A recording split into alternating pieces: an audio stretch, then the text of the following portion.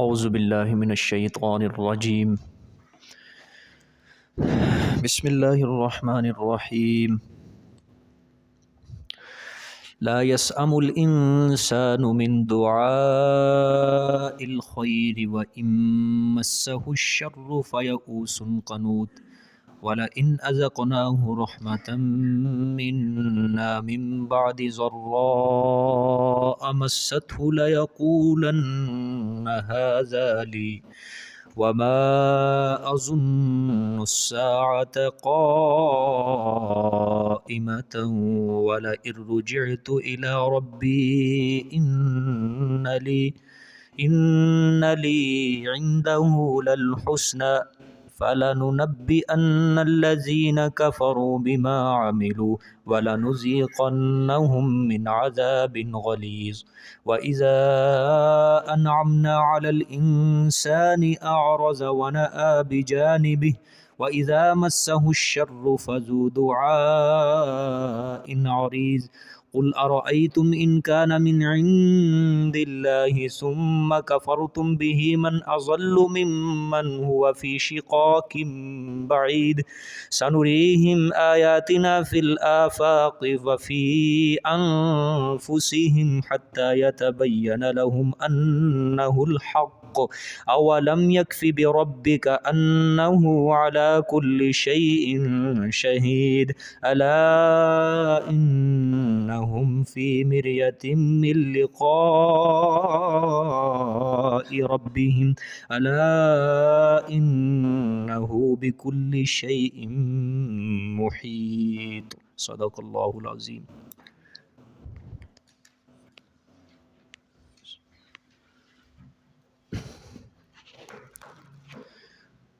کل کے سبق میں تیسری عقلی دلیل بیان ہوئی جس میں اللہ پاک نے اپنے علم کی وسعت کو بیان فرمایا الیہ یرد علم الساعہ کہ قیامت کا علم اسی کی طرف پھیرا جاتا ہے. پھر فرمایا جو بھی پھل اپنے غلاف سے نکلتا ہے، جو بھی مادہ کے پیٹ میں مذکر ہے مؤنث ہے، جو بھی مادہ جنتی ہے، الا بعلم، وہ صرف اور صرف اللہ کے ہی علم کے اندر ہوتا ہے. پھر اللہ پاک نے تخویف اخروی سنائی کہ کل کو جب یہ مشرک ہمارے سامنے آئیں گے پھر ہم ان سے سوال کریں گے کہ ہمارے شرکاء کہاں ہیں. لیکن جن کو یہ دنیا میں پکارا کرتے تھے وہ کل قیامت والے دن بالکل ان سے گم ہو جائیں گے، ان کے بالکل مدد نہیں کریں گے. اب جہاں سے آج کا سبق شروع ہو رہا ہے، میں نے آپ کو خلاصے میں بتایا تھا کہ 4 شکوے اللہ پاک بیان فرمائیں گے. 3 شکوے اب تک ذکر ہو چکے ہیں آپ کے سامنے. اب آج کے سبق میں یہ 4تھا شکوہ اللہ پاک بیان فرمائیں گے، اور اس 4تھے شکوے کے درمیان اللہ پاک تخویف اخروی بھی بیان فرمائیں گے. ترجمہ دیکھیں پھر میں آج سمجھاتا ہوں. لا یسأم الانسان من دعاء الخیر، نہیں تھکتا انسان. لا یسأم الانسان، نہیں تھکتا انسان، من دعاء الخیر، مانگنے خیر سے. نہیں تھکتا انسان من دعاء الخیر، خیر کے مانگنے سے. ٹھیک ہے. وَإِن مَسَّهُ الشَّرُّ فَيَئُوسٌ قَنُوطٌ، اور اگر پہنچے اس کو کوئی تکلیف، الشر کوئی تکلیف، فَيَئُوسٌ تو آس توڑ بیٹھتا ہے. فَيَئُوسٌ تو آس توڑ بیٹھتا ہے، قنوط نا امید ہو کر.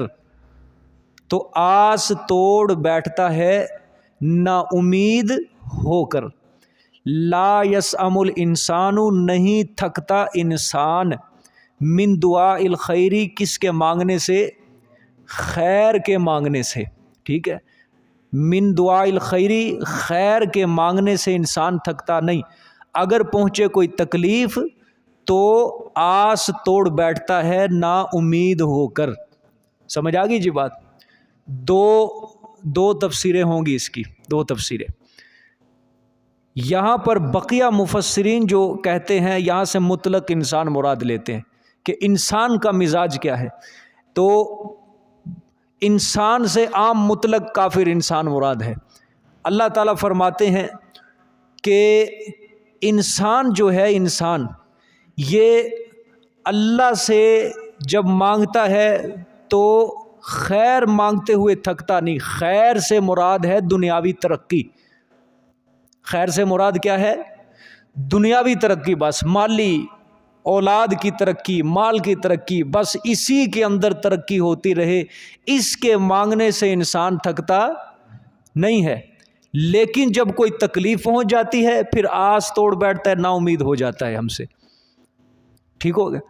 آس توڑ بیٹھتا ہے، نا امید ہو کر آس توڑ بیٹھتا ہے، بس اب نہیں خوشحالی آئے گی، اب بس اسی طرح مرے کھپیں گے۔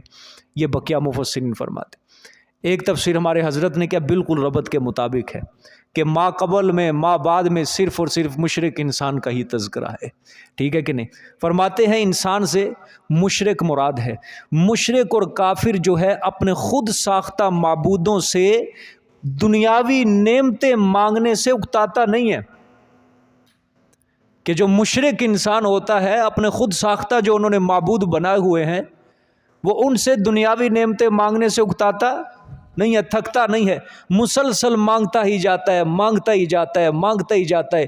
لیکن اگر اس کو کچھ حاصل نہ ہو، کوئی مراد نہیں ملتی، کوئی جھولی نہیں بھرتی، اس کی مصیبت بدستور کیا ہے باقی رہتی ہے، چلتی رہتی ہے اس کے ساتھ ساتھ، تو وہ اپنے معبودوں سے نا امید ہو جاتا ہے، مایوس ہو جاتا ہے۔ اس کو پتہ چل جاتا ہے کہ اس نے کچھ نہیں کرنا، اس نے کچھ نہیں کرنا۔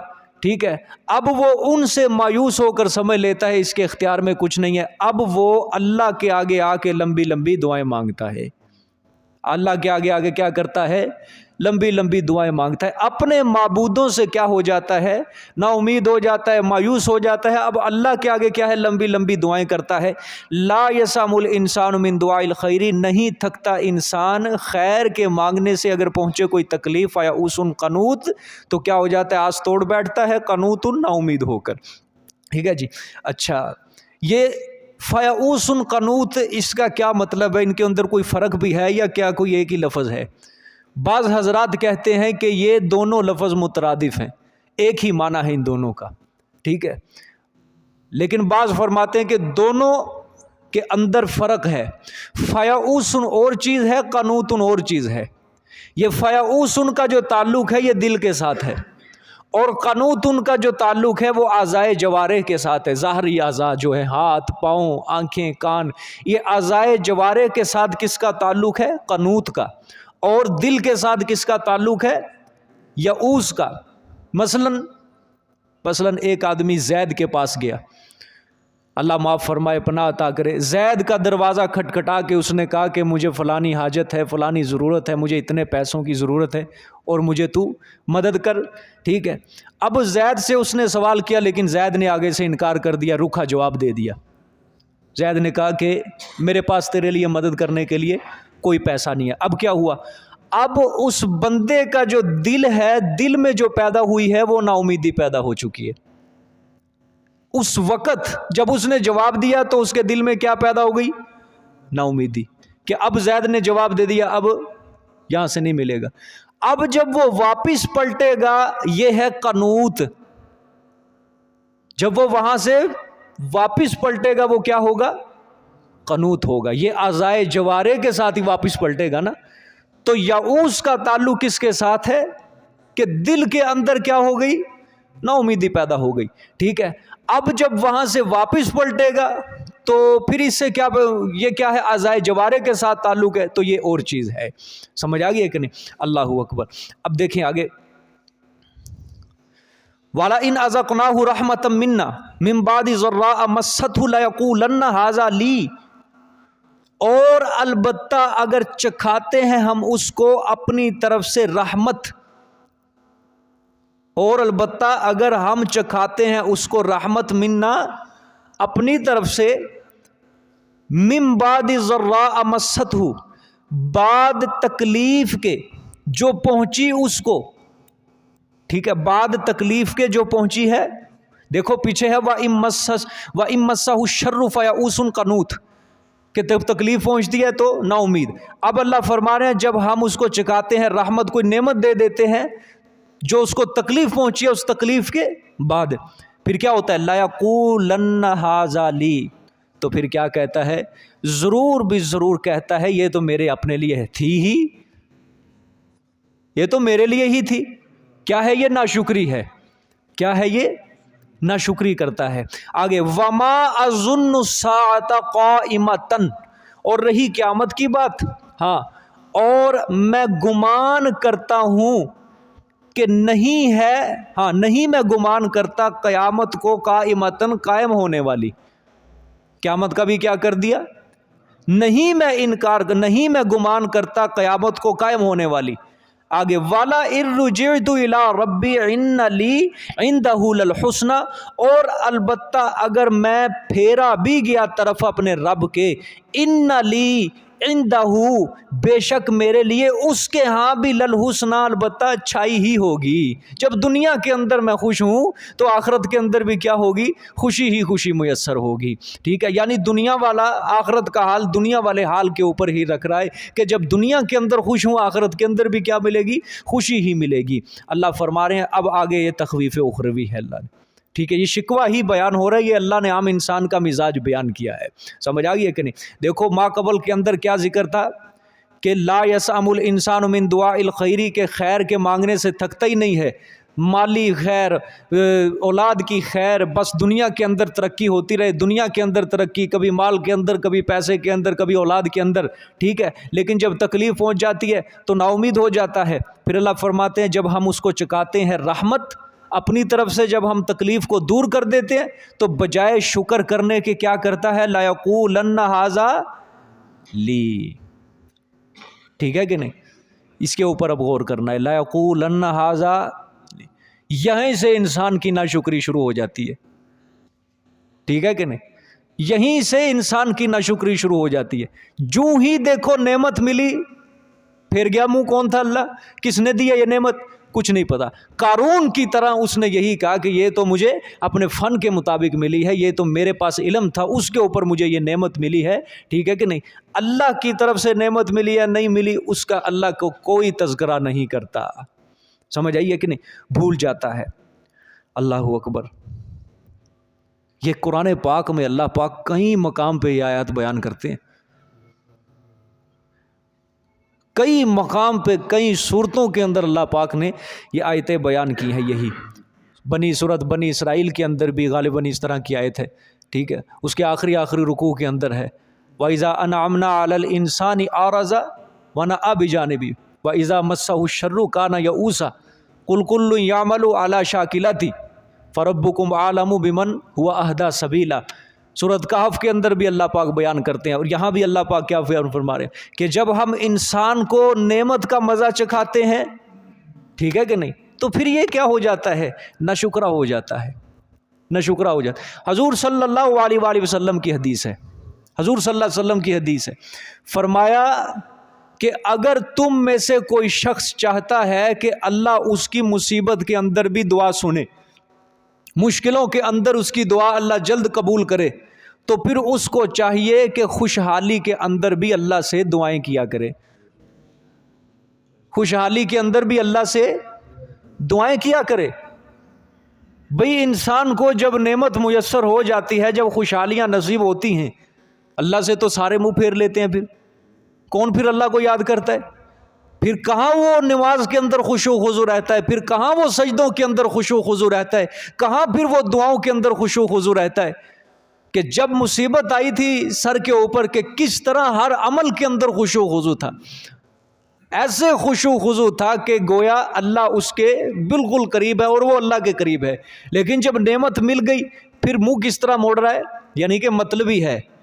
کیا ہے؟ مطلبی ہے. اللہ سے بس مفاد پرستی ہے کہ کام کرے گا ٹھیک ہے، نہیں کرے گا اللہ اکبر. ٹھیک ہے کہ نہیں؟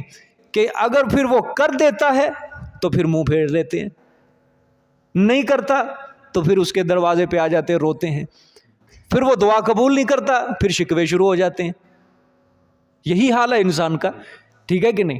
کہ جب نعمت دے دیتا ہے خوش تو ہو جاتے ہیں لیکن منہ پھیر لیتے ہیں، ٹھیک ہے، زبان سے کلمہ شکر تک بھی ادا نہیں کرتے، پھر وہ نعمت جو میسر ہوتی ہے اس کو جائز ضروریات کے اندر بھی صرف نہیں کرتے، ٹھیک ہے کہ نہیں؟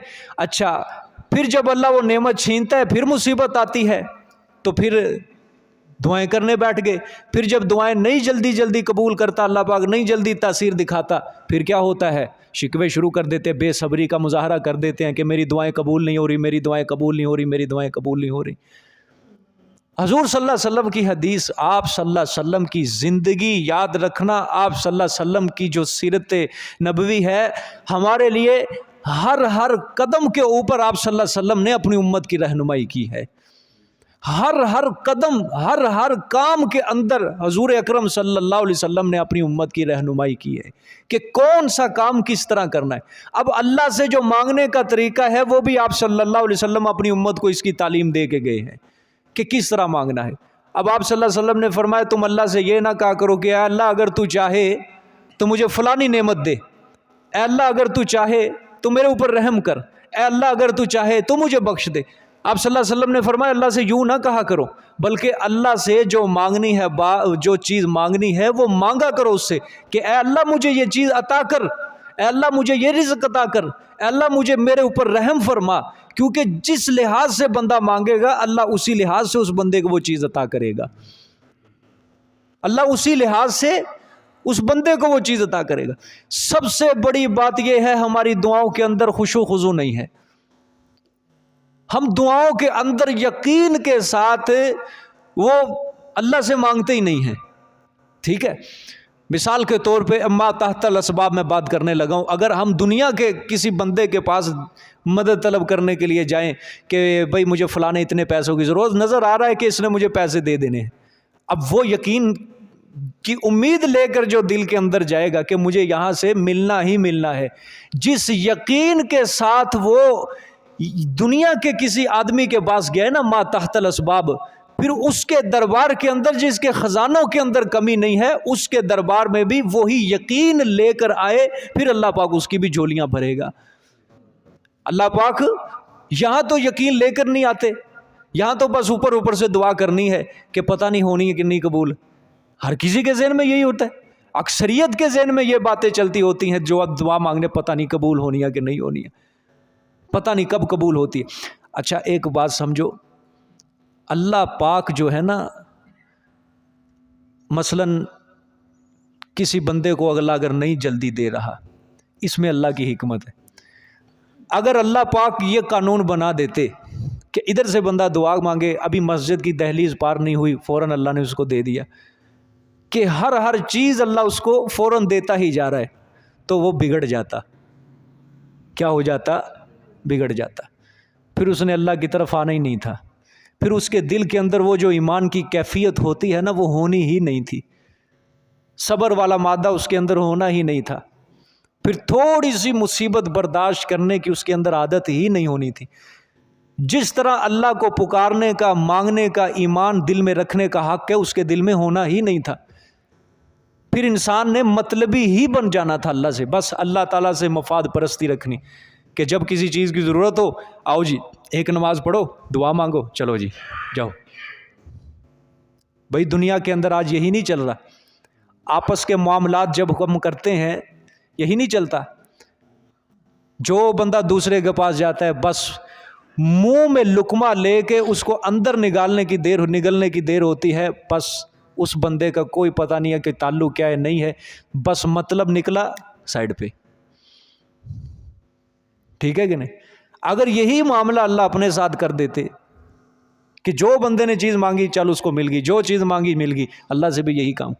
اللہ تعالیٰ جو ہے اپنی حکمت کے مطابق بندے کو دیتے ہیں کہ اس کو نعمت بھی ملتی رہے اور میرے ساتھ بھی جڑا رہے، میری یاد کے اندر بھی لگا رہے، میرے ذکر کے اندر بھی یہ لگا رہے، مجھ سے بے خبر نہ ہو جائے، مجھ سے یہ غافل نہ ہو جائے۔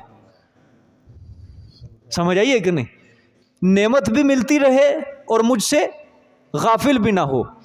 اکثر دیکھا ہے آپ نے، اکثر دیکھا ہے جن کو اللہ زیادہ دے دیتا ہے ان کے اخلاق بگڑ جاتے ہیں، اگلے کو وہ انسان ہی نہیں سمجھتے، اخلاق بگڑ گئے، کہاں ان کی نمازیں گئیں، کہاں ان کی تلاوت گئی، کہاں ان کا قرآن گیا، کہاں اللہ اور اس کو رسول، سب کچھ وہ بھول جاتے ہیں۔ اور جن کو اللہ دیتا ہے تول تول کے، من من کے دیتا ہے، اب وہ نماز بھی پڑھ رہے ہیں، دین کو بھی وقت دیتے ہیں اور دنیا کو بھی وقت دے دیتے ہیں۔ تو گویا یہ اللہ کا ایک جو قانون اللہ نے، وگرنہ پچھلی قوموں کا اللہ پاک کتنا ذکر کرتے ہیں قرآن میں کہ مال دیا، دولت دی، پیسہ دیا، وہ کیا ہو گئے؟ اللہ سے منہ پھیر لیا، انہوں نے اعراض کر لیا، تکبر کر لیا، اعراض کرنے، بڑائی کرنے لگے۔ قوم عاد نے مال کی لالچ کے اندر آ کے، طاقت کی لالچ کے اندر آ کیا کہہ دیا تھا؟ اتنا بڑا دعویٰ کر دیا، ہے کوئی زمین کے اندر ہم سے زیادہ بڑا طاقتور ہم سے مقابلہ کرے؟ قوم سمود ہے، قوم شعیب ہے، اللہ نے کتنی ان کو نعمتیں عطا کی تھی قوموں کو۔ مال مل گیا، جب دنیا آئی تو منہ موڑ گئے اللہ سے، ٹھیک ہے کہ نہیں؟ اور اللہ نے یہ چیز جو آیت کے اندر بیان کیا ہے کہ والا ان رجعت الی ربی ان لی عندہ للحسنی، پہلی بات تو یہ سمجھو کہ من بعد ضراء مست لیقولن ھذا لی، اللہ فرماتے ہیں تکلیف کے بعد جب ہم نعمت دے دیتے ہیں تو پھر کیا کہتا ہے؟ یہ تو ہے ہی میرے لیے تھی۔ مثال کے طور پہ بندہ کوئی اسباب اختیار کر لے، اللہ سے بھی مانگ رہا ہے، ٹھیک ہے، مانگ رہا ہے اور اسباب بھی اختیار کر رہا ہے۔ اب اسباب اختیار کرنے کے بعد جب اس کو چیز مل گئی، اب وہ ساری بات اپنے اسباب کے اوپر نہ رکھ دے کہ نہیں جی میرے پاس تو اپنی فنکاری تھی، میرے پاس تو یہ کاریگری تھی، میں نے تو اپنے کاریگری کے اوپر، میں نے تو اپنی طاقت کے بل بوتے یہ چیز حاصل کی ہے۔ یہ کلمے جو ہوتے ہیں نا زبان سے، یہی بڑے کلمے، یہی بڑے بول جن کو کہا جاتا ہے، یہی ہوتے ہیں۔ جس طرح قارون کو سمجھایا کہ تو لوگوں کے اوپر احسان کر جس طرح اللہ نے تیرے اوپر کیا کیا، احسان کیا، یعنی اللہ کے راستے میں مال خرچ کر۔ اس نے کہا یہ تو میں نے اپنے فن کے بل بوتے کمایا یہ سارا پیسہ۔ تو اسی طرح جس کو تھوڑی سی نعمت میسر ہو جاتی ہے وہ یہی دل میں سوچنے لگ جاتا ہے بلے بلے فلانا کام کیتا سی تے تاں آیا وگرنہ کتوں، ٹھیک ہے کہ نہیں؟ اللہ تعالیٰ سے یہ ناشکری والے جملے ہوتے ہیں بڑے بڑے، ان سے بچنا چاہیے۔ جو بھی نعمت میسر ہوتی ہے اس کو کس کی طرف نسبت کرنی چاہیے؟ اللہ کی طرف۔ حضور صلی اللہ، ہاں آپ صلی اللہ علیہ وسلم نے فرمایا ہے کہ اللہ سے ہمیشہ اپنے لیے عافیت کا سوال کیا کرو، اپنے لیے عافیت کا سوال کیا کرو۔ میں اکثر آپ کو کہتا ہوں کہ اللہ سے دنیا مانگو، اس میں کوئی شرم کھانے والی بات نہیں ہے، اس کے اندر کوئی ایسی ویسی دنیا مانگو اللہ تعالیٰ سے، ٹھیک ہے، دولت مانگو بقدر ضرورت، بقدر کفایت، ساتھ زبان سے یہ بھی جملہ نکال دیا کرو، اے اللہ دولت وہ دے جو دنیا اور آخرت کے اندر نفع دینے والی ہو، وہ مال دے جو دنیا اور آخرت کے اندر نفع دینے والا ہو، وہ دنیا نہ دینا جو ہمیں آخرت کے اندر کیا کر دے، رسوا کر دے، تیرے آگے برباد کر دے، کہ وہ کل قیامت والے دن وہی دولت، وہی مال ازدے کی شکل کے اندر، سانپ کی شکل کے اندر ہماری گردن کے اندر لپٹ کے ہمیں ڈسے۔ یا اللہ وہ مال اس سے ہمیں بچانا کہ جس سے تیری ناشکری شروع ہو جائے، جس سے تیری نعمتوں کی ناقدری شروع ہو جائے۔ اللہ ایسے مال اور ایسی دولت سے ہمیں کیا کر دینا؟ بچا دینا۔ اللہ کے اتنے ایسے بندے ہیں روئے زمین کے اوپر، یقین کرو کہ اللہ نے ان کو پیسہ بھی بڑا دیا ہے لیکن وہ اپنے آپ کو ظاہر نہیں کرتے ہیں ظاہر، کسی لحاظ سے بھی انہوں نے اپنے آپ کو ظاہر نہیں کیا ہوا، لیکن اللہ کے راستے میں وہ مال بے تحاشا خرچ کر رہے ہیں، اور اللہ ان کو اتنا دے رہا ہے کہ ان سے سنبھالا نہیں جا رہا۔ ہمارے اوپر مال کی تنگیاں اسی وجہ سے آتی ہیں، ہمارے اوپر یہ اللہ پاک کی طرف سے مصیبتیں جو آتی ہیں یہ اسی وجہ سے آتی ہیں کہ جب ہم اللہ کے راستے میں پیسہ خرچ کرنے کی باری آتی ہے تو ہم سوچنے لگ جاتے ہیں آزادی کے کاموں میں، دنیا کے کاموں میں، اور کتنے معاملات دنیا کے، جب ہم وہاں پیسہ خرچ کرتے ہیں کبھی ہم نے سوچا نہیں ہے، کبھی وہاں سوچو وچار نہیں کی، بس وہاں یہ سوچ ہوتی ہے یہ بھی چیز آ جائے، یہ بھی چیز آ جائے، یہ بھی چیز آ جائے، یہ بھی چیز آ جائے۔ مثال کے طور پہ 10 روپے ہیں، 10 روپے دنیا کے کام میں خرچ کرو گے، تم کہتے ہو اس کی کیا قدر ہے، مہنگائی بہت زیادہ، 10 روپے کی کیا قدر ہے؟ جب وہی 10 روپے اللہ کے راستے میں خرچ کرو گے تمہیں وہ لاکھ روپے کا نوٹ لگے گا۔ اسی طرح ابھی نہیں بات سمجھ آئی آپ کو؟ اللہ کے راستے میں دو گے लाख का नोट किस तरह दिल ऊपर नीचे होगा, यार ये जा रहा है, नहीं जाना चाहिए। जब उसको दूसरे पर तरफ खर्च करोगे वहाँ सोच क्या होगी, 10 रुपये का की आंदा, 10 का की आंदा, 100 की औकात रहेगी, 500 की औकात रहेगी, 1000 की औकात रहेगी। वही 10 रुपये अल्लाह के रास्ते में खर्च करोगे, वहाँ सोच क्या होती है कि यार पैसे चले, या ये दिल तहर रहा होता है, ना जाए ना जाए ना जाए, फिर भी पता नहीं दे देते हैं जिस तरह किस तरह भी है। यानी खुदा के लिए अगर पैसा निकालना है, खर्च करना है, तो उसके लिए सोचो विचार बड़ी की जाती है, बड़ी की जाती है, ठीक है। और वहाँ भी अल्लाह से दगाबाजी करना मकसूद होता है कि ठीक है 10 रुपये दे के दे दें, वादे या कि नहीं वादे, यही सोचें होती हैं। ये नियत रख के ये नियत किसी की भी नहीं होती, मैं अल्लाह के रास्ते में खर्च करूँगा, ठीक है, अल्लाह पाक मुझे अपनी मोहब्बत देगा, अल्लाह ताला इससे राज़ी होगा, मेरे दिल से माल की लालच निकलेगी, ठीक है। उल्टा ही और सोच रखी होती है कि हाँ अल्लाह ताला ने कहा है कि डबल हो जाते हैं पैसे, ठीक है, इतने देते हैं, होते हैं कि नहीं होते, फिर नहीं होते जब, तो फिर क्या होता है, शिकवे करते हैं, असी करके देखा यार नहीं, फिर ना उम्मीद हो जाते हैं, फिर वो करते ही नहीं है अल्लाह के रास्ते में खर्च माल को। फिर दिल ये कह रहा होता है कि कितना तो हैगा, हुंदे तो है नहीं पैसे डबल। इस तरह अल्लाह पाक अपने बंदे के इम्तिहान लेता है, समझ आइए कि नहीं भाई। अल्लाह के रास्ते में जब खर्च करना है, दिल का खलूस खालिस अल्लाह की रज़ा के लिए खर्च करना है। हाँ, जो अल्लाह ने कुरान में वादे दिए हैं, नबी करीम सल्लल्लाहु अलैहि वसल्लम ने सदका और खैरात के जो वादे दिए हैं कि माल उसका बढ़ता है, माल उसका बढ़ता है, बेई नहीं है, हक है, लेकिन इंसान का अपना दिल भी तो साफ हो ना, पहले अपना दिल भी तो साफ करे ना। अब हम नमाज पढ़ते हैं, किसके लिए पढ़ते हैं? अल्लाह के लिए पढ़ते हैं, ठीक है। अगर इंसान यहाँ नमाज के लिए अगर आएगा तो ये सोच सिर्फ लेकर आएगा कि मेरी दुनिया बढ़ेगी, मेरी दुनिया बढ़ेगी, मेरी दुनिया, आखिरत की तरफ उसकी सोच ही नहीं है। देखो जो सदका और खैरात है, ज़कात है, ये भी तो एक अमल है ना, नेक अमल है। जिस तरह नमाज एक नेक अमल है, सदका और खैरात भी क्या है, इन्नमल आमालु बिन्नियात, तमाम अमलों का दारो मदार किस पर होता है, और नियत किसके लिए की जाती है, बोलो सारे, माल के पैसे के लिए, दुनिया के लिए ये नियतें की जाती हैं? नहीं, ये तो नियतें नहीं की। सहाबा इकराम जब भी कोई अमल करते थे किसके लिए होता था? हजूर सल्लल्लाहु अलैहि वसल्लम के कई आप अमाल पढ़ के देखो, उससे पहले आपने यही दुआएं मांगी, अल्लाह ये अमल मेरा सिर्फ और सिर्फ किसके लिए? तेरे लिए। अंबिया अलैहिस्सलाम जब भी कोई काम करते, सदका और खैरात है, कोई नमाज पढ़ना, जो भी नेक अमल है, वो सिर्फ और सिर्फ अल्लाह के, बस अल्लाह तू राजी हो जा, बस सिर्फ एक ये नियत रखो। बाकी जो उसके आगे जो तासीरात हैं वो अल्लाह के ऊपर छोड़ दो, वो अल्लाह के ऊपर छोड़ दो। अल्लाह के रास्ते में माल खर्च करना है, ये है एक नेक अमल। क्या है ये? नेक अमल। बस नियत ये रखनी है, बस या अल्लाह तू राजी हो जा। आगे जो उसकी तासीर है, सिर्फ ये नियत दिल में खास रख के अल्लाह के रास्ते में खर्च करना है। आगे जो उसकी तासीर के ऊपर अल्लाह ने वादे दिए हैं, रसूलुल्लाह सल्लल्लाहु अलैहि वसल्लम ने वादे दिए, वो फिर पूरे होंगे। जब दिल के अंदर पहले यही खोट रखनी है कि देता हूं मैं अल्लाह के रास्ते में, तो हो गएगा, डबल हो जाएगा, ठीक है। फिर अगर नहीं होता, फिर नाशुक्रा बन जाता है, फिर वो आइंदा के लिए अल्लाह के रास्ते में खर्च करता ही नहीं है, करता ही नहीं है। देखो हमारा यकीन नहीं है अल्लाह के ऊपर, हमारा ईमान नहीं है, असल बात यह है हमारा ईमान नहीं है अल्लाह के ऊपर। सबसे पहले यकीन हो, ईमान हो अल्लाह के ऊपर, फिर नेक अमल करो, फिर उसकी तासीर भी मिलती है। हर चीज़ की, हर अमल की अल्लाह ने एक अलग तासीर रखी है, समझ आ गया कि नहीं? फिर अल्लाह जब दौलत देता है, वमा अज़ुन्नु साअता क़ाइमतन, फिर वो इंसान क्या कहता है, मैं गुमान नहीं करता कि क़यामत कायम होने वाली है। ये हाल जो अल्लाह है ना, असल जो है काफिर इंसान का हाल बयान कर रहे हैं, ठीक है। लेकिन जो काफिरों वाली खसलतें आज हम लोगों के अंदर शामिल हो, वो भी इसी तरह की हैं।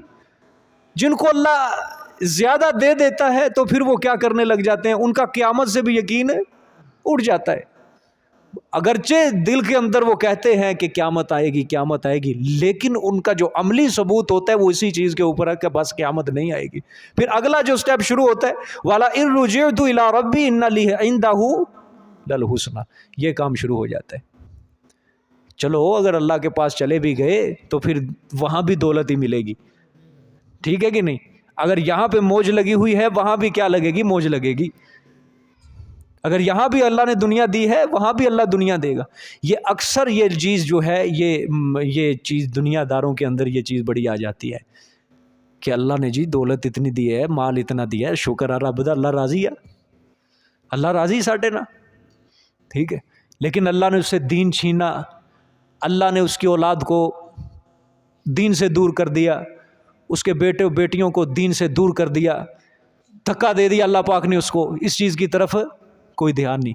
بس کیا ہے، گاڑیاں ہیں اور اچھا مکان ہے، ہمارے اکاؤنٹ بڑے بڑے ہیں، تو کیا ہے اللہ ہم سے، تو جب یہاں راضی ہے تو آخرت بھی کیا ہے ہماری، وہ بھی ٹھیک ہے۔ سورۃ سبا کے اندر وما تقربکم وما اولادکم وما اموالکم ولا اولادکم باللتی تقربکم عندنا زلفیٰ، کہ نہ تمہارے مال نہ تمہاری اولاد یہ ہمارے ہاں تمہیں قریب نہیں کر سکتے، تمہاری کثرت اولاد کثرت اموال یہ ہمارا قرب نہیں دے سکتے تمہیں، یہ ہمارے نزدیک نہیں کر سکتے، الا من آمن وعمل صالحا، ہاں ہمارے نزدیک اگر تمہیں کوئی چیز کرے گی وہ تمہارا ایمان کی پختگی، مضبوطی اور نیک عمل، تمہارے نیک عمل جو ہوں گے وہ قرب کا ذریعہ، اور جو تمہارا ایمان ہوگا وہ کیا کریں گے، ہمارے قریب کریں گے ہمیں۔ بقیہ یہ نہ سوچو کہ دنیا جو ہے یہ کثرت اولاد کثرت مال یہ تمہیں ہمارے قریب کر دیں گے، بالکل نہ سوچنا۔ اور اللہ قرآن پاک میں سورۃ حامی مومن کے اندر اللہ شروع میں آپ صلی اللہ علیہ وسلم کو فرماتے ہیں کہ میرے پیغمبر ان مشرکوں کا آنا جانا تجارت کے لیے یہ نفع کما رہے ہیں، یہ آپ کو کہیں دھوکے کے اندر نہ ڈال دیں، فلا تغرنک، کہیں آپ کو دھوکے میں نہ ڈال دے کہ اللہ ان سے راضی ہے، اللہ بالکل ان سے راضی نہیں ہے، بالکل ان سے راضی نہیں ہے۔ ہاں یہ دنیا کی آسائش آرائش کے اوپر یہ مغرور اور متکبر ہو کے بیٹھے ہیں، یہ ختم ہو جائے گا ان کے لیے، یہ نعمتیں ہمیشہ کے لیے نہیں ہے، ختم ہو جائیں گی، اور آخرت کے اندر ایسے لوگوں کے لیے خالی ہاتھ کے سوا اور کچھ نہیں ہوگا، ٹھیک ہے کہ نہیں؟ اللہ پاک اس مال کی لالچ سے ہم سب کو محفوظ رکھے۔ مانگو دنیا اللہ سے، مانگا کرو اللہ سے دنیا، لیکن وہ مانگو جو دنیا اور آخرت کے اندر نفع دینے والی ہو، جس طرح حضرت عثمان غنی رضی اللہ تعالیٰ عنہ کو ملی، جس طرح حضرت عبد الرحمن ابن عوف رضی اللہ تعالیٰ عنہ کو ملی، ٹھیک ہے کہ نہیں؟ کئی اللہ پاک نے ایسے ایسے مشاہدے لوگوں کو کروائے کہ کتنے ان کے پاس ڈالروں کی شکل کے اندر ان کے پاس پیسے تھے، جب وہ مرے ان کی اولاد نے چند سالوں کے اندر اڑا کے خاک میں ملا دیے، لیکن ان کی اولادیں آج سڑکوں کے اوپر آ کے مانگ رہی ہیں۔ یہ اللہ اپنی قدرتیں دکھاتا ہے، جب حالات بدلتے ہیں نا پھر ایک لمحہ بھی نہیں لگتا، راتوں رات اللہ پاک انسان کے اوپر سے حالات کس طرح کرتے، آسانی سے اللہ مشکل کی طرف لے جائے، اللہ پاک کوئی پتہ نہیں ہے، مشکل سے اللہ آسانی کی طرف لے جائے۔ اللہ کو کبھی کسی حالت میں کمزور مت سمجھنا، کبھی کسی حالت میں کمزور مت سمجھنا، وہ ہر چیز کے اوپر قادر ہے، ہر چیز کے اوپر قادر ہے۔ بسا اوقات انسان کی زبان سے ایسے جملے نکل آتے ہیں کہ وہ انسان کے لیے اس کی پستی کا سبب بن جاتے ہیں، اس کی بربادی کا اور تباہی کا سبب بن جاتے ہیں۔ جب نعمتیں اللہ کی طرف سے زیادہ ہونے لگے پھر اللہ سے ڈرنے لگ جاؤ اللہ سے، ٹھیک ہے کہ نہیں؟ خوشی بھی کرو لیکن ایک شریعت کے حدود میں رہ کر، لیکن اللہ سے ڈرنے لگ جاؤ، اللہ کہیں یہ اپنے سے دوری کا انجام تو نہیں مل رہا، ہمیں کہیں دور تو نہیں کرنے لگا اپنے سے۔ جس طرح صحابہ اکرام کے دلوں کے اندر ایک خوف اٹھا تھا نا کہ جب کیسر و کسریٰ کے محلات فتح ہوئے، مال غنیمت آیا، سونا چاندی آیا، کیسر کا جو محل فتح ہوا تھا ایران کے اندر، اس نے ظالم نے فرش اپنے تخت تک پہنچنے کے لیے جو فرش تھا پورا، اور ارد گرد جو دیواریں کھڑی کروائی تھی اور اس کے اوپر درخت جو لگوائے تھے وہ سب کے سب سونے کے، فرش بھی سونے کا، تخت بھی، وہ سارا حضرت سعد بن ابی وقاص نے اکھاڑ کے حضرت عمر کے پاس مال غنیمت کے طور پہ پہنچایا مدینہ میں۔ وہاں پہ پھر صحابہ اکرام کی چیخیں نکلی تھیں کہ یا اللہ، یہ نہیں کہتے دنیا نہ دے، لیکن خوف زدہ ہو گئے نا، کہیں تو نے دور تو نہیں کر دیا ہم سے، ہم دور تو نہیں کر دیا۔ تو یہ اللہ سے خوف کھانے لگ جاؤ کہ یا اللہ، تو نے کہیں ہمیں اپنے سے دور تو نہیں کر دیا۔ اللہ اکبر۔ ایسے بھی صحابہ اکرام گزرے ہیں۔ یہ ساؤتھ افریقہ والا جو واقعہ عبداللہ بن سعد ابی سرح، عثمان غنی رضی اللہ تعالیٰ عنہ کے رضائی بھائی تھے، یہ فتح مکہ کے موقع پر مسلمان ہوئے، اور ساؤتھ یہ افریقہ کی طرف جو صحابہ اکرام کے قافلے نکلے تھے، یہ جتنے بھی علاقے فتح ہوئے آذربائیجان کے، یہ عبداللہ بن سعد ابی سرح، ان کے سر پہ اسیرا باندھا جاتا ہے، ان کے ہاتھوں اللہ پاک نے یہ علاقے فتح کروائے۔ اور جس قافلے کے اندر یہ گئے تھے اس قافلے کے سپہ سالار تھے، اور جو مال غنیمت آیا تھا ساؤتھ افریقہ کی طرف سے مسلمانوں کے پاس، ایک ایک بندے کو 3,000 دینار ملا تھا، مسلمانوں کو 3,000 دینار مال غنیمت کے طور پہ آئے مسلمانوں کو۔ یہی عبداللہ بن سعد ابی سرح رضی اللہ تعالیٰ عنہ یہ اللہ سے ایک دعا کیا کرتے تھے کہ یا اللہ، مجھے جب موت دینی ہے تو میں نیک عمل کرتا ہوں اس وقت، مجھے موت صبح کے وقت دینا، نیک عمل کرتے وقت دینا مجھے موت، نیک عمل کرتے وقت۔ اللہ نے دعا قبول کر لی۔ فجر کی نماز پڑھ رہے ہیں اور نماز سے فارغ ہوئے، ابھی ایک طرف سلام پھیرا، دوسری طرف سلام پھیرنے لگے، اللہ نے ان کی روح اسی وقت ان کے جسم سے کھینچ لی، دار فانی سے کوچ کر گئے۔ ٹھیک ہے، یہ اللہ سے چیزیں مانگا کرو۔ ان کو اللہ نے دنیا بھی دے دی، لیکن یہ دنیا کے پیچھے نہیں بھاگے، یہ صرف اللہ اور اس کے رسول کے رستے پر ہی چلے، ٹکے رہے۔ یہ انہوں نے صبر کیا، انہوں نے مصیبتیں مشکلات برداشت کی۔ دنیا ایک وقت آیا ان کے قدموں میں اللہ پاک نے گرا دی، دنیا ان کے قدموں میں آگے گری، پیسہ ان کے قدموں میں آگے، سونا چاندی مال غنیمت ان کے قدموں میں اللہ پاک نے بھر دیا، اللہ پاک نے ان کو بھر دیا۔ لیکن پھر بھی یہ مضبوط رہے، پھر بھی کیا مانگ رہے ہیں کہ اللہ موت دے تو نیک عمل کرتے وقت دے، موت آئے تو تیری نافرمانی کے اندر نہیں، ہم دنیا کے کام کاج میں مصروف نہ، موت آئے تو تیری یاد کے اندر، تیرے ذکر کے اندر ہم مصروف ہوں اس وقت۔ اللہ نے قبول کر لی دعا۔ حضرت عمر رضی اللہ تعالیٰ عنہ، ان کا دور حکومت تو اسلام کا ایک عالی شان دور حکومت ہے نا، اس کے بعد کبھی ایسا دور اسلام نے نہیں دیکھا، مسلمانوں نے نہیں دیکھا، جو دور حضرت عمر کا عدل و انصاف کے اوپر پورا مبنی تھا۔ کیا دعا کرتے ہیں؟ اللہ مجھے موت دینا، شہادت کی موت دینا، اور اپنے پیغمبر کے شہر کے اندر دینا۔ ٹھیک ہے، حکومت ہے، اقتدار ہے، بادشاہت ہے، حاکم ہے، 24 لاکھ مربع میل کا حکمران ہے یہ شخص، لیکن دعا کیا ہے؟ ایسی عاجزانہ اور فقیرانہ دعا کہ شہادت کی موت دینا اور اسی شہر کے اندر دینا، اسی شہر کے اندر دینا۔ دعا دیکھو کیسی کر رہے ہیں۔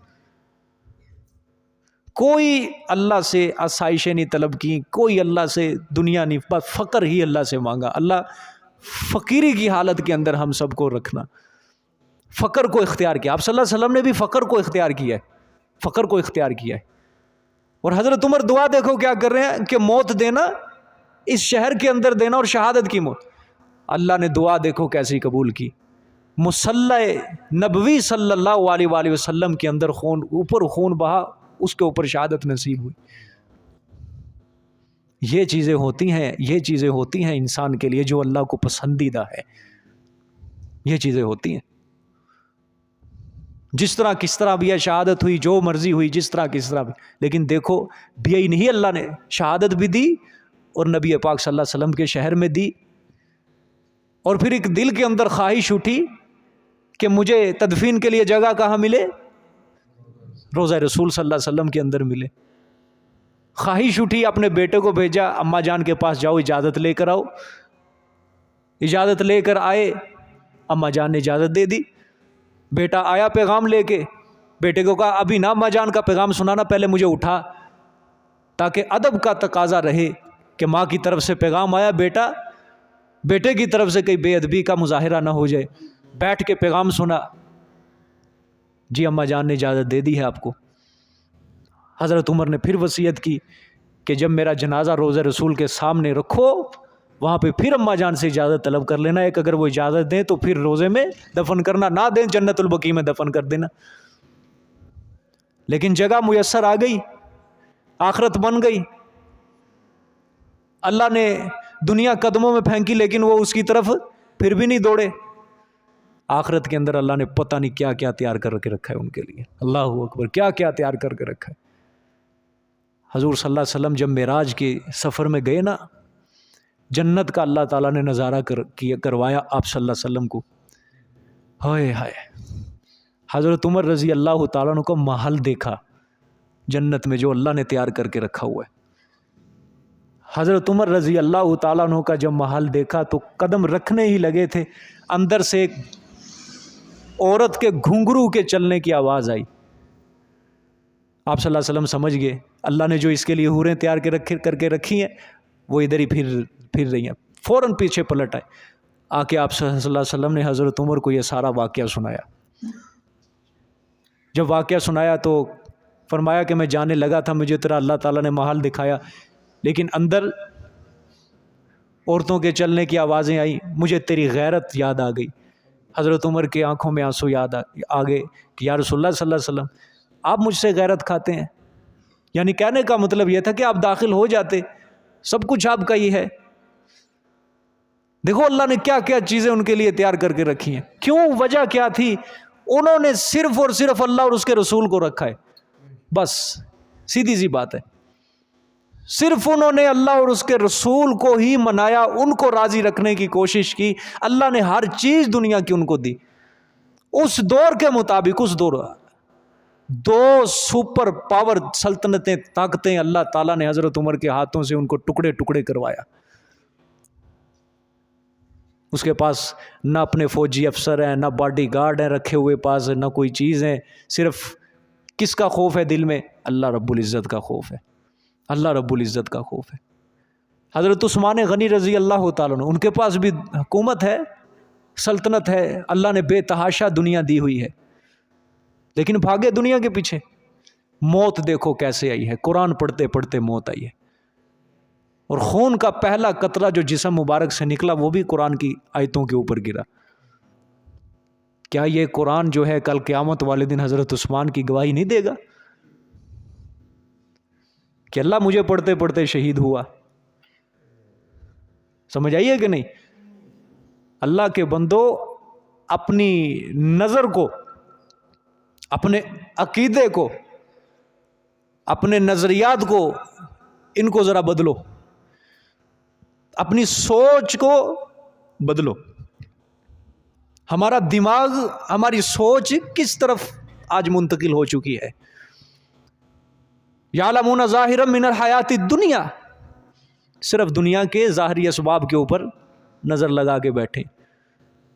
ظاہر میں ہمیں سب کچھ سبزہ نظر آ رہا ہے، جتنے بھی اسباب نظر آ جاتے ہیں نا، میں سب کچھ سبزہ نظر آ رہا ہے، سبزہ دنیا کے ظاہر کے اوپر، لیکن اللہ فرماتے ہیں وَهُمْ بِالْآخِرَةِ هُمْ غَافِلُونَ، دنیا کے اوپر نظر ہے لیکن آخرت سے بے خبر ہو چکے ہیں، بے خبر ہو چکے ہیں۔ میں آپ کو اکثر کہتا ہوں دعا کے اندر ہمارے سب سے زیادہ دنیا ہوتی ہے، سب سے زیادہ دنیا ہوتی ہے، اور یہ جو تھوڑی سی دعائیں ہوتی ہیں، بس 2-3 دعائیں، خاتمہ اچھا کر دے، ایمان پہ کر دے، اور ہماری آخرت سنوار دے، بس آخرت سنوار دے۔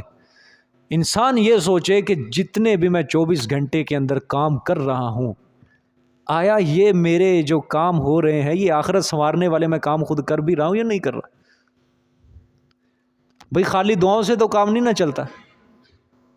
یہ تو اسلام کی تعلیمات کے خلاف ہے نا کہ انسان اچھے اسباب اختیار نہ کرے اور پھر بھی وہ چیز ہاتھ کے اوپر ہاتھ دھر کے بیٹھا ہوا ہے لیکن اسباب نہیں اختیار کر رہا اس کے لیے. اب ظاہری بات ہے جو دنیا کمانے کے لیے ہم اسباب اختیار کرتے ہیں، آخرت کو سنوارنے کے لیے، اللہ اور اس کے رسول کی رضا کے لیے ہم وہ اسباب کیوں نہیں اختیار کرتے؟ دیکھو دنیا بنانے کے لیے اسباب اختیار کیے جا رہے ہیں، آخرت کو بنانے کے لیے اسباب کتنے اختیار کر رہے ہیں؟ ایک سوال ہے کہ دنیا کمانے کے لیے ہم کتنا زیادہ وقت صرف کر رہے ہیں، اس کے اندر ہم نے اپنے دماغ کو کھپا دیا، اپنی سوچ کو کھپا دیا. لیکن آخرت جو ہے ہمیشہ کے لیے زندگی ہے، جس کا قرآن انسان کو اسی طرف متوجہ کر رہا ہے کہ آخرت آخرت آخرت.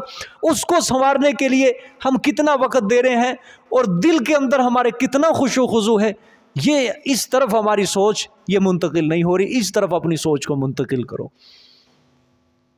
آج معاشرے میں اسی چیز کی ضرورت ہے. ہر شخص پریشان ہے اپنے بارے میں. ہر گھر کے اندر جھگڑا، لڑائی، پریشانی، فسادات، رشتہ داریوں کے فساد الگ ہیں، گھریلو اپنی نجی زندگی کے فسادات الگ ہیں، اور جو بھی سطح کے اوپر چلے جاؤ ہر سطح پر تمہیں فساد نظر آئے گا. وجہ ایمان کی کمزوری، اللہ کے اوپر یقین کی پختگی رہی نہیں کسی کو. رسول کی طرف کسی کو خیال آتا ہی نہیں ہے کہ کون سا رستہ ہمیں دے کے گئے، اس رستے کے اوپر ہم نے چلنا بھی ہے یا نہیں چلنا. ٹھیک ہے، تو اللہ کیا فرماتے ہیں؟ والا رجعت الی ربی ان لی عندہ الحسنی. تو وہ کیا کہتا ہے؟ اگر میں پھر بھی دیا گیا تو آخرت میں مجھے کیا ملے گی؟ بھلائی ملے گی، اچھائی ملے گی. ٹھیک ہے اللہ. لیکن اللہ فرماتے ہیں نہ، ان کو ہم اچھے خاصے جوتے پھیریں گے. ٹھیک ہے، فَلَنُنَبِّئَنَّ الَّذِينَ كَفَرُوا بِمَا عَمِلُوا. پس البتہ ضرور ہم خبر دیں گے ان لوگوں کو جنہوں نے کفر کیا، بما عملوا، ان اعمال کی جو انہوں نے کیے. یہ دنیا کے اندر جو یہ کام کر کے آئے ہیں نا، میری نافرمانیاں کر کے آئے ہیں، شرک کر کے آئے ہیں، کفر کر کے آئے ہیں، یہ کل قیامت والے دن ہم ان کو آگاہ کریں گے، بتائیں گے کہ ظالموں دیتا ہوں تمہیں اچھائی. یہاں یہ دنیا والا کام مت سمجھنا، یہاں حاکمیت صرف میری چلتی ہے، بادشاہت، اقتدار، حکومت صرف اور صرف یہاں میری چلے گی. للہ الواحد القہار، صرف ایک اللہ اکیلے کی بادشاہت ہے. یہاں مجھے اپنے عملوں کا حساب دو، تم نے عمل کون سے کیے دنیا کے اندر، کیسی صحبتیں اختیار کی، کیسی مجلسیں اختیار کی، کن کاموں کے اندر پڑے رہے، نیک عمل کیے یا نہیں کیے. برائی کے اندر جو تیرا دل لگتا تھا، آیا میرے آگے سجدہ کرنے کے اندر تیرے دل کی وہ کیفیت ہوتی تھی؟ برائی کے اندر جو تو دل کے خلوص، خشوع خضوع لے کر جاتا تھا تو دل کا برائی کے اندر اس گناہ میں منہمک ہونے کے لیے، غرق ہونے کے لیے، کیا جب تو نیکی کرنے کے لیے آتا تھا وہ تیرے دل کی کیفیت ہوتی تھی، وہ خشوع خضوع ہوتا تھا، تیرا میرا خیال آتا تھا وہ نیک عمل کرتے وقت؟ نہ. اللہ فرمائیں گے، کریں گے، پوچھیں گے آگے، وَلَنُذِيقَنَّهُم مِّنْ عَذَابٍ غَلِيظٍ، اور البتہ ضرور چکھائیں گے ہم ان کو گندا عذاب. ایک عذاب، صرف عذاب، وہ بھی بڑی بات ہے، اللہ کا عذاب کوئی چھوٹا نہیں، الیاذ باللہ. اللہ اکبر. آگے غلیظ، گندا غلیظ، نجاست، وہ عذاب ہم ان کو چکھائیں گے. اللہ ہم سب کو پناہ عطا فرمائے، اللہ ہم سب کو محفوظ فرمائے. آگے دیکھیں جی، زجر. اور یہ دیکھو کتنا عجیب و غریب اللہ نے یہاں انسان کا مزاج بیان کیا ہے.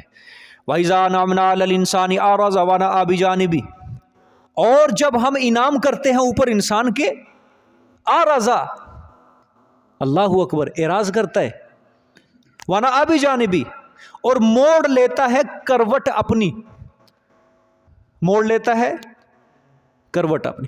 اعراض کرتا ہے مطلب یہ اس کا تعلق ہے دل کے ساتھ، کروٹ موڑ لیتا ہے اس کا زبان اور اعضاء جوارح کے ساتھ تعلق ہے. مطلب مثال کے طور پہ کسی نے کسی کو کوئی بات کہی، کوئی حکم دیا کہ بابا تو نے یہ کام کرنا ہے، آگے سے وہ اپنا کندھا جب پھیرتا ہے، اس کو کروٹ کہا گیا ہے. اس طرح اللہ سے منہ پھیر لیتے ہیں. جب اللہ اس کے اوپر رحمت کرتے ہیں, اپنی نعمت کا اظہار فرماتے ہیں, تو اس طرح یہ کروٹ بدلتے ہیں, اس طرح یہ رخ پھیرتے ہیں اللہ پاک سے. مثال کے طور پہ کسی کو اللہ نے نعمت دی, آپ کہیں آجا مسجد میں نماز پڑھنے, تو کہے تو چل میں آیا, وہ اس نے کروٹ ادھر کو بدل لی. ٹھیک ہے, یہ اللہ اعراض کرتے ہیں ہم سے, منہ موڑتے ہیں. وانا آبی جانب, لیکن وَإِذَا مَسَّهُ الشَّرُّ فَذُو دُعَاءٍ عَرِيضٍ, اور جب پہنچتی ہے ان کو تکلیف, فَذُو دُعَاءٍ عَرِيضٍ لفظی ترجمہ, پس صاحب ہوتا ہے دعا چوڑی چوڑی کا. مرادی معنی پھر لمبی لمبی دعائیں کرتا ہے, لمبی لمبی دعائیں کرتا ہے. پھر وہی بات آ گئی نا کہ جب اللہ انسان کے اوپر نعمتیں کرتا رہتا ہے تو کیا ہے پھر آرا زوانا آبی جانبی, آرا زوانا آبی جانبی, اخلاق بگڑ گئے, اخلاق بگڑ گئے. اللہ کی طرف کون آتا ہے, رسول کی طرف کون آتا ہے؟ کوئی نہیں آتا, کوئی نہیں آتا. لیکن جب آ جاتا ہے مشکل وقت, پھر اللہ کا دروازہ یاد آتا ہے. ٹھیک ہے, پھر اللہ نے فرمایا عریض, طویل نہیں ہے یہاں پہ, طویل نہیں, عریض چوڑی چوڑی دعائیں. ٹھیک ہے, دیکھو اگر کسی چیز کا عرض چوڑائی زیادہ ہے تو اس کی لمبائی بھی کیا ہوگی؟ زیادہ ہوگی. ٹھیک ہے, اللہ نے چوڑائی کو ذکر کیا ہے کہ چوڑی چوڑی دعائیں, تو لمبی کتنی ہوں گی دعائیں, کہ جب چوڑی اتنی دعائیں کر رہا ہے تو لمبی لمبی طول اس کا کتنا ہوگا. کیونکہ قانون ہے نا کہ چیز کی لمبائی زیادہ ہوتی ہے اور چوڑائی کم ہوتی ہے. ٹھیک ہے, جتنی چوڑائی ہوگی لمبائی اس سے زیادہ ہوگی. تو اللہ فرمانے چوڑی چوڑی دعائیں, تو لمبائی کتنی ہوگی. ٹھیک ہے کہ نہیں؟ اللہ اکبر. یا اس کو کسی اور معنی کے اوپر میں محمول کر سکتے ہیں. چوڑی دعا مطلب, چوڑی سے مراد بڑی بڑی دعا کے اندر چیزیں مانگ رہا ہے, اور لمبی اس دعا کو مانگنے کے لحاظ سے لمبا کرتا جا رہا ہے, بس اپنے ہاتھ نہیں وہاں سے گرا رہا, لمبا کرتا جا رہا ہے, طول دیتا جا رہا ہے, دعاؤں کو طول دیتا جا رہا ہے. ٹھیک ہے, لیکن جب نعمت میسر آ جاتی ہے پھر کیا کر لیتا ہے؟ منہ موڑ لیتا ہے.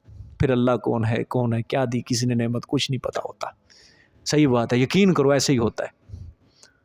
یہ جب تک اللہ کسی کو جھٹکا نہ دے تب تک وہ انسان نہیں بنتا, نہیں بنتا. آپ کتنے مالدار ہیں دیکھ لو ان کو, جن کو اللہ نے گاڑیاں دی ہیں, دنیا دی ہے, سب کچھ دیا ہے. یقین کرو اللہ رسول کا نام سننا وہ پسند نہیں کرتے. میں قسم بھی اٹھاؤں نا اس کے اوپر, میں جھوٹا نہیں ہوں گا, ہانس نہیں ہوں گا. اللہ کی تم ان کو بات سناؤ منہ موڑتے ہیں, رسول کی کوئی حدیث سناؤ, بات سناؤ, منہ موڑتے ہیں. ان کو تم سناؤ کوئی گناہ کی بات, کوئی دنیا داری کی بات, پیسوں کی بات, میوزک کنجریوں کی بات سناؤ, اس کے اندر وہ حصہ لینے کے لیے بھی تیار ہیں, اس کے اوپر پیسہ گرانے کے لیے بھی تیار ہیں. اور ان کو آپ کسی اچھے کام کی کوئی تبلیغ کرو, کسی اچھے بات کے بارے میں سمجھاؤ, منہ موڑتے ہیں, پھر تانا دیتے ہیں مولوی پتہ نہیں کتوں آ گیا. یہ چیز ہوتی ہے. یہ اللہ پاک جب کسی کو دنیا دیتا ہے نا, اس کے اندر یہ اخلاق, اس کے دل میں یہ بد اخلاقی, یہ گند اس کے دل میں داخل ہوتا ہے. پھر یہ نقصان ہے, یہ نقصان ہے دنیا کا, یہ نقصان ہوتا ہے دنیا کا جو انسان سمجھتا نہیں ہے. سمجھ آئیے کہ نہیں بات؟ تکبر دل میں داخل ہو جاتا ہے, مغرور ہو جاتا ہے, بڑائی دل میں داخل ہو جاتی ہے. دیکھیں جی آگے, قُلْ أَرَأَيْتُمْ إِنْ كَانَ مِنْ عِنْدِ اللَّهِ ثُمَّ كَفَرْتُمْ بِهِ مَنْ أَضَلُّ مِمَّنْ هُوَ فِي شِقَاقٍ بَعِيدٍ. اب یہاں پہ اللہ پاک 4 شکوے اللہ نے بیان کیے. یہ آیت جو ہے چاروں شکووں کے متعلق ہے. یہ دیکھو کیسی جامع معنی اللہ پاک نے آیت بیان کی ہے. اللہ نے فرما دو میرے پیغمبر, ارأیتم, بھلا دیکھو تو, ان کان من عند اللہ, اگر ہو من عند اللہ, اللہ کی طرف سے. دیکھو اس میں بالکل سرسری سی بات اللہ نے کی ہے, اگر ہو اللہ کی طرف سے. یہاں آپ کے کیا لکھا ہے نسخے میں؟ قرآن ہے, ہاں بالکل قرآن ہی ہے. ثم کفرتم بہ, پھر بھی کفر کرو, انکار کرو تم ساتھ اس کے, یعنی قرآن کا انکار کرو.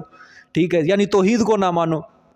ٹھیک ہے, من اضل ممن ہوا فی شقاق بعید، کون گمراہ ہے زیادہ اس سے جو ہو وہ بیچ شقاق، ضد کے، بعید جو دور ہے حق سے، ایسی ضد جو حق سے دور ہے، ایسے انسان سے زیادہ کوئی گمراہ ہو سکتا ہے؟ دیکھو یہ دو الگ جملے ہیں، دھیان سے آیت سمجھنی ہے۔ ثم کفرتم بہ ایک جملہ ہے، آگے من اضل ممن ہوا فی شقاق بعید یہ الگ جملہ ہے۔ دیکھو اب غور سے، بھلا دیکھو تو تم، ان کان من عند اللہ، اگر ہووے یہ قرآن اللہ کی طرف سے، ثم کفرتم بہ پھر تم انکار کرو ساتھ اس کے، کیا تم کو یہ چیز نقصان نہیں دے گی؟ جواب محذوف ہے، مفسرین فرماتے ہیں افلا یضرکم، آیا تمہیں یہ چیز نقصان نہیں دے گی کہ تم اگر یہ واقعتاً یہ کلام اللہ کا ہو تم اس کا کیا کرو، انکار کرو؟ کیا یہ چیز تمہیں نقصان نہیں دے گی؟ ہاں انکار کرو، نہ اس کو خود سنو، چاروں شکووں کے متعلق ہے یہ بات، نہ اس کو خود سنو، نہ دوسروں کو سننے کا حکم دو، دوسروں کو بھی منہ موڑنے کا حکم دو، اور اگر سن بھی لو تو پھر اس میں سننے کے بعد طرح طرح کے کیا کرو، اعتراض کرو، تان کرو، ٹھیک ہے، اور اس میں شبہات نکالتے رہو، ٹھیک ہے، معبودان باطلہ کی دعا کے اندر ہی مصروف رہو، انہی کو متصرف اور مختار سمجھتے رہو، دنیا کے اوپر ہی نظریں لگا کے بیٹھے رہو۔ کیا یہ بات تمہارے حق میں مضر نہیں ہوگی، نقصان دہ نہیں ہوگی؟ ٹھیک ہے، اس لیے تم کو چاہیے کہ اس کلام سے اعراض مت کرو، اس کلام سے منہ نہ موڑو، جب قرآن پڑھا جائے تو اس کو غور سے سنا کرو، جب قرآن پڑھا جائے تو اس کو غور سے سنو، اور دوسروں کو بھی کہا کرو کہ اس کو غور سے سنا کرو، جب قرآن پڑھا جائے تو غور سے سن کے دوسروں کو بھی سننے کی دعوت دے کے اس کے اندر طرح طرح کے تان اور شبہات نہ نکالا کرو، عبادتیں صرف اور صرف کس کی کیا کرو؟ اللہ پاک کی کیا کرو، آخرت کی طرف اپنی فکر لگاؤ، ٹھیک ہے۔ پھر اللہ پاک نے فرمایا یہ الگ جملہ ہے، من اضل ممن ہوا فی شقاق بعید، یعنی اس سے بڑا بھی کوئی گمراہ ہے جو ابھی بھی ضد کے اندر پڑا ہوا ہے، جو بھی اناد کر رہا ہے، جو بھی حق سے اعراض کر رہا ہے، توحید نہیں مانتا، اللہ کی فرما برداری نہیں کرتا، اس سے بڑا بھی کوئی گمراہ ہو سکتا ہے کوئی شخص، ٹھیک ہے۔ دیکھو قرآن کس کی طرف فکر دلا رہا ہے انسان کو، سمجھ آئیے کہ نہیں، کس کی طرف انسان کو فکر دلا رہا ہے انسان، ٹھیک ہے۔ اگر یہ اللہ کی طرف سے ہو پھر بھی تم اگر انکار کرتے رہو تو پھر بھی تم سے بڑا کوئی گمراہ شخص ہو سکتا ہے؟ ہمارا ایمان ہے یہ کلام اللہ کی طرف سے ہے، اگر پھر بھی ہم قرآن کی بات کو نہ مانیں گے پھر کیا ہے؟ اگلا جملہ من اضل ممن ہوا فی شقاق بعید، ٹھیک ہے کہ نہیں۔ معاشرے کو اس وقت قرآن کی بڑی ضرورت ہے، بڑی ضرورت ہے۔ یہ کتاب جو ہے یہ کتاب انقلاب ہے، کہتے ہیں نا بڑے بڑے سیاستدان انقلاب انقلاب انقلاب کہتے رہیں، یہ سوکھی بکواس ہے ان کی، ایسے نہیں انقلاب آئے گا، کبھی بھی نہیں آئے گا، قیامت تک لگے رہو، نعرے لگواتے رہو فلانی جماعت انقلاب لائے گی، فلانی جماعت انقلاب، کبھی انقلاب نہیں آئے گا جب تک قرآن کو اپنا دستور العمل نہیں بناؤ گے۔ یہ کتاب انقلاب ہے، صحابہ نے اسی کے اوپر عمل کر کے انقلاب برپا کیا ہے دنیا میں، میرے محمد عربی صلی اللہ علیہ وسلم نے اسی کے قانون کے اوپر عمل کر کے عرب کی سرزمین کے اندر انقلاب برپا کیا ہے۔ یوں ہی نہیں انقلاب آتے، یوں ہی نہیں انقلاب، اور جب اس کے قانون کے مطابق چلیں گے تو پھر مدد کس کی ہوگی؟ اللہ کی مدد ہوگی، اور جس کے ساتھ پھر اللہ کی مدد ہو اس کو پھر کوئی مغلوب، اس کو کوئی ہرا نہیں سکتا، اس کو کوئی نقصان بھی نہیں پہنچا سکتا کوئی بھی، ٹھیک ہے کہ نہیں۔ مسجد کے اندر، ہر مدرسے کے اندر قرآن کا درس جس طرح دینے کا حق ہے اس طرح دیا جائے، دیکھو کس طرح معاشرہ سیدھا ہوتا ہے، کس طرح لوگ، عوام سیدھی ہو گئی، حکمران خود بخود سیدھے ہو جائیں گے، یقین کرو، عوام سیدھی ہو گئی، حکمران خود بخود سیدھے ہو جائے، عوام نہیں نا سیدھی ہوگی، حکمران نہیں سیدھے ہوں گے، نہیں ہوں گے، ان کے اگر اپنے اعمال اچھے ہو گئے حکمران خود بخود اللہ اچھے عنایت کر دے گا، جب عوام ہی اس کی سوچ ہی بدل گئی، اس کے سب کچھ نظریات بدل گئے تو پھر حکمران بھی اللہ اسی طرح کے ظالم حکمران مسلط کر دیتا ہے۔ آگے دیکھیں جی، سنریہم آیاتنا فی الآفاق فی وفی انفسہم حتی یتبین لہم انہ الحق۔ ہائے ہائے، اب یہ تخویف دنیاوی ہے، چوتھی عقلی دلیل اللہ پاک یہاں تخویف دنیاوی، ان قریب ہم دکھائیں گے ان کو، ان قریب ہم دکھائیں گے ان کو اپنی آیات سے مراد نشانیاں، فی الآفاقی اطراف میں، آفاق سے مراد اطراف سے مراد ہے اطراف مکہ، اب یہ مشرکین مکہ کے مخاطب ہیں، وفی انفسہم اور خود ان کی جانوں کے اندر، خود ان کی جانوں میں بھی، حتی یتبین لہم یہاں تک کہ واضح ہو گئی وہ، ہاں واضح ہو جائیں گی وہ، لہم واسطے ان کے، یہاں تک کہ واضح ہو جائے گا وہ واسطے ان کے، انہ الحق کا کہ بے شک یہی حق ہے، سچ ہے، توحید سچی ہے، قرآن سچا ہے. ٹھیک ہے، اللہ فرما رہے ہیں کہ ہم ان کو اپنے متصرف اور مختار قادر مطلق ہونے کے دلائل اور نشانات ان کے اطراف میں، اب اس اطراف کے اندر سابقہ امتوں کی جو بستیاں الٹی پڑی تھیں وہ بھی مراد ہیں، کائنات کا جو نظم و نسق ہے، یہ تنسیق ہے، کائنات کا نظام جو ہے، سورج چاند کا، یہ بھی مراد ہے اس کے اندر. اطراف کے اندر ہم ان کو کیا دکھائیں گے؟ اپنی قدرت کی نشانیاں، اور خود ان کی جانوں میں بھی. اس سے مراد مفسرین فرماتے ہیں فتح غزوہ بدر، غزوہ بدر مراد ہے. 70 سردار مارے گئے نا، کفر کی کمر ٹوٹ گئی تھی. پھر ان کو پتا چلے گا جب ان کے اوپر عذاب واضح ہو جائے گا نا، پھر ان کو پتا چلے گا کہ ہاں توحید کیا تھی؟ سچی تھی. قرآن کیا تھا؟ حق تھا. محمد صلی اللہ علیہ وسلم کیا کہتے تھے؟ سچ کہتے تھے. پھر ان کو پتا چلے گا کہ جن معبودوں کے اوپر یہ نظریں ٹکا کے بیٹھے ہیں نا، مشکل وقت میں کام آ جائیں، یہ بھی کام نہیں آئیں گے، منہ پھیر جائیں گے. یہ بھی ان کو معلوم ہو جائے گا کہ واقعتاً غائبانہ حاجات میں، مشکلات میں صرف اور صرف کس کو پکارنا حق ہے؟ اللہ کو پکارنا. ان کو پھر پتا چل جائے گا. پھر آگے اللہ پاک نے چوتھی عقلی دلیل بیان کی ہے جی. اولم یکفی بربک انہ علی کل شیء شہید. دیکھو کیسی دلیل ہے. آیا نہیں کافی رب تیرا، انہ کہ بے شک وہ، علی کل شیء شہید اوپر ہر چیز کے کیا ہے؟ حاضر ہے، مطلع ہے، گواہ ہے. نہیں ہے تیرا رب؟ آیا نہیں ہے یہ چیز ان کے لیے کافی کہ جو ذات ہر جگہ حاضر ناظر ہے، عالم الغیب ہے، تو پھر مصائب میں، مشکلات میں پکارنا بھی کس کو چاہیے؟ کیا ان کو یہ کافی نہیں ہے؟ یہ دلیل یہ کافی نہیں ہے کہ جو ذات ہر وقت ہمارے اوپر نظریں لگا کے بیٹھی ہے، ہر وقت ہمارے اعمال سے باخبر ہے، مطلع ہے، ہر عمل کرتے ہوئے وہ ذات ہمیں دیکھ رہی ہے، کوئی ہمارا عمل، کوئی کائنات کا ذرہ اس کی نظروں سے پوشیدہ نہیں ہے. تو جس کی یہ صفت ہو تو پھر غائبانہ حاجات میں، مشکلات میں پکارنا بھی کس کو چاہیے؟ اولم یکفی بربک، آیا نہیں ہے کافی رب تیرا ان کو کہ بے شک وہ اوپر ہر چیز کے کیا ہے؟ کہ جب وہ شہید ہے، گواہ ہے، ہر چیز کے اوپر خبیر ہے، علیم ہے، نظریں لگائے ہوئے ہے، تو پھر ہم اس کے ساتھ نافرمانیاں نہ کریں، ہم اس کو، قرآن کو ماننے سے اعراض نہ کریں. ٹھیک ہے، حق کو ماننے سے اعراض ہم نہ کریں. چھوڑ دیں ہم ایسی یہ چیزیں، چھوڑ دیں ہم یہ قرآن کے اندر تان تشنیع کرنا، اعتراضات کرنا. ٹھیک ہے، اب یہ چوتھی عقلی دلیل کے بعد پھر آخر میں تخویف اخروی ہے. 4 عقلی دلیلیں آئیں نا صورت کے اندر، ہر دلیل کے بعد تخویف اخروی، ہر دلیل کے بعد تخویف اخروی. اب پھر یہ تخویف اخروی آخر کے اندر ہے. اللہ نے فرمایا الا انہم فی مریۃ من لقاء ربہم، خبردار بے شک وہ بیچ شک کے ہیں ملاقات اپنے رب سے. شک کر رہے ہیں، یہ قیامت کے اوپر یقین نہیں ہے ان کا، اسی لیے یہ دنیا کی ڈیل ڈول کے اندر پھنسے ہوئے ہیں، دنیا کے ظاہری اسباب کے اندر یہ اپنے آپ کو انہوں نے تباہ و برباد کر لیا ہے، رسوا کر لیا ہے. لگے ہوئے ہیں بس دنیا کے پیچھے، لگے ہوئے ہیں، شرک کر رہے ہیں، کفر کر رہے ہیں، نافرمانیاں کر رہے ہیں. یہ شک کے اندر ہیں کہ شاید اللہ سے ملاقات ہونی ہے یا نہیں، شاید حساب کتاب لینا ہے یا نہیں، شک کر رہے ہیں یہ. ٹھیک ہے کہ نہیں؟ قانون ہے جب انسان کا قیامت سے عقیدہ اڑ گیا، ختم ہو گیا، فکر آخرت ختم ہو گئی، تو پھر وہ کیا کرے گا؟ گناہ بھی کرے گا، ہر قسم کا گناہ کرے گا.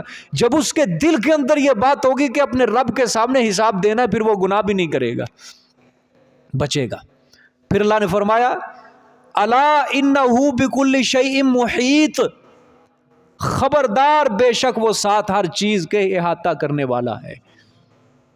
پیچھے کہا کہ وہ شک میں ہے، اللہ نے فرمایا ایسے خیالات، ایسے گمان ان مشرکوں کو چاہیے اپنے دلوں سے نکال دو، خبردار ہو جاؤ، ہر چیز کا میں نے احاطہ کرنا ہے، میں نے ان کا حساب لینا ہے، میں نے ان کو چھوڑنا نہیں ہے، موت کی چکی کے اندر انہوں نے پیسنا ہے، قیامت آنی ہے، روز محشر کے دن حساب کتاب کا میدان میں نے سجانا ہے، ایک بار ان سب نے میرے سامنے آنا ہے، میں نے ان کے عملوں کا احاطہ کرنا ہے، میں نے ان سب سے ایک ایک چیز کا، ایک ایک ذرے کا میں نے حساب لینا ہے ان سے۔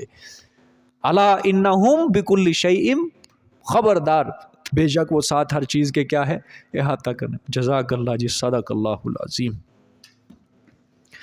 کل کو بھی چھٹی کوئی نہ کرے، اگلی صورت کا خلاصہ ہوگا انشاءاللہ۔